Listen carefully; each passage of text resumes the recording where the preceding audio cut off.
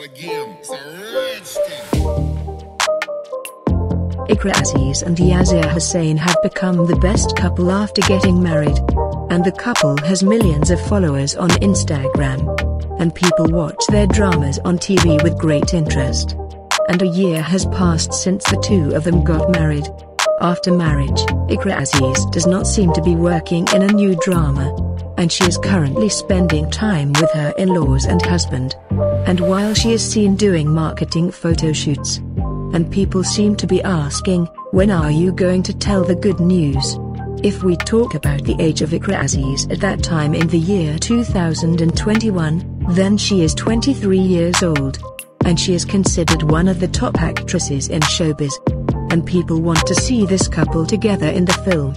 Pictures of Iqra Aziz having fun with her husband are going viral on social media, so let's see.